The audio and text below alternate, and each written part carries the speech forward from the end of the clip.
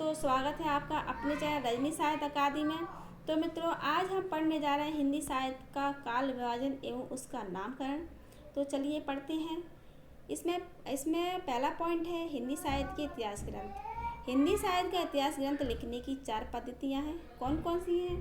कालानुक्रम पद्धति, वैज्ञानिक, विधेयवादी पद्धति और वर्णानुक्रम पद्धति। जिसमें से विधेयवादी पद्धति है वो सर्वाधिक विकसित है और वर्णानुक्रम पद्धति है वो अविकसित पद्धति है। ठीक है।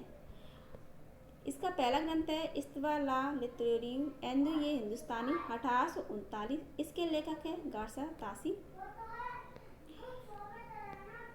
यह हिंदी साहित्य के इतिहास का प्रथम ग्रंथ है जो फ्रेंच भाषा में लिखा गया है। तो यह हिंदी साहित्य का प्रथम ग्रंथ है और फ्रेंच भाषा में ये लिखा गया है। यह इतिहास ग्रंथ भारत के बाहर ब्रिटेन और आयरलैंड प्राच्य साहित्य अनुवाद समिति की ओर से पेरिस में छापा गया है। तो यह कहाँ छापा गया है? पेरिस में आयरलैंड प्राच्य अनुवाद समिति की ओर से। अगला पॉइंट है, इसमें महारानी विक्टोरिया को रजिया सुल्तान के समान योग्य शासिका मानते हुए उन्हें यह ग्रंथ सौंपा गया था। यह ग्रंथ 3 भागों में प्रकाशित हुआ, 1839, 1840, 1841 से। ये 3 भागों में ये मोस्ट इम्पॉर्टेंट पॉइंट है।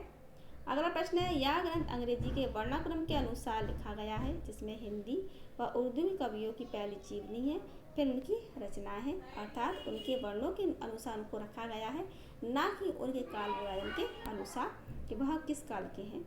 अगला प्रश्न है अगला पॉइंट है, डॉक्टर नलिन बिलोचन शर्मा हिंदी साहित्य का पहला इतिहास ग्रंथ गार्सा तासी था। यह निर्विवाद है। तो इन्होंने ये वाला नलिन बिलोचन शर्मा का ये पॉइंट बहुत पूछा जाता है। अगला कथन है, इस ग्रंथ को लक्ष्मी सागर बादशाह ने हिंदुई साहित्य का इतिहास नाम से 1952 में अनुवाद किया था। किसमें किया था? 1952 में सबसे पहले लक्ष्मी सागर बादशाह ने हिंदुई साहित्य इतिहास नाम से किया था। कुल कवियों का विवरण 738, जिसमें से 72 कवि हिंदी के हैं। तो इन्होंने अपने ग्रंथ में कुल कवि 738 लिए हैं, जिसमें से हिंदी केवल 72 ही कवि हैं, बाकी के सारे उर्दू के कवि हैं। अगला जो कि दूसरा ग्रंथ है शिव सिंह सरोज, जिसका है शिव सिंह सरोज ग्रंथ है, जिसके लेखक है शिव सिंह सेंगर और इसका सन है 1883। यह ग्रंथ नवल किशोर प्रेस लखनऊ द्वारा प्रकाशित हुआ। ये प्रश्न बहुत पूछा जाता है। यह किसी भारतीय द्वारा लिखा गया प्रथम ग्रंथ इतिहास ग्रंथ है जिसमें 1000 कवियों का जीवन परिचय एवं उनकी रचनाएं दी गई हैं।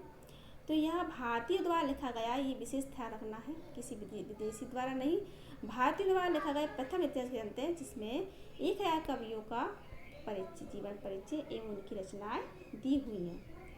शुक ने से इस ग्रंथ को हिंदी का वृहत संग्रह कहा गया है। ये मोस्ट इम्पॉर्टेंट फैक्ट है।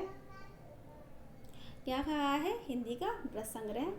इस ग्रंथ में भी वर्णानुक्रम पद्धति को अपनाया गया है। तो इसमें भी वर्णानुक्रम पद्धति को अपनाया गया है। इस ग्रंथ को आचार्य शुक्ल ने हिंदी साहित्य का प्रस्थान बिंदु कहा है। अतः शुक्ल इससे सर्वाधिक प्रभावित थे, मतलब कि उन्होंने अपना इतिहास ग्रंथ लिखा तो इससे प्रभावित होकर लिखा है, तो उन्होंने इसको प्रस्थान बिंदु कहा है। ये भी बहुत इंपॉर्टेंट फैक्ट है। मित्रों, जितने भी इसमें फैक्ट दिए हुए हैं बहुत मोस्ट इम्पॉर्टेंट फैक्ट हैं जो कि परीक्षा में कई बार पूछे गए हैं और बार बार आते भी हैं। अगला पॉइंट है, इन्होंने पुष्प या पुण्य को हिंदी साहित्य का प्रथम कवि माना है। किसने माना है? शिव सिंह सेंगर ने पुष्प को और पुण्य को हिंदी का प्रथम कवि माना है। काल विभाजन एवं नामकरण का प्रयास इसमें भी नहीं किया हुआ है। ठीक है। तो इसमें भी काल विभाजन एवं नामकरण का प्रयास नहीं किया गया है शिव सिंह सेंगर में। तो मित्रों, जो कि वर्णानुक्रम पद्धति है उसको गार्सा तासी और शिव सिंह सेंगर दो विद्वानों ने माना है और इसको अपनाया है अपने इतिहास ग्रंथ में। तो आज की यह मेरी क्लास कैसी लगी आप मुझे कमेंट बॉक्स में ज़रूर बताएं। इससे आगे की जो ग्रंथ है उसको हम कल ही क्लास में लेकर आएंगे। क्लास अच्छी लगी तो लाइक करें, सब्सक्राइब करें और बेल आइकन जरूर प्रेस करें। वीडियो को अंत तक देखने के लिए बहुत बहुत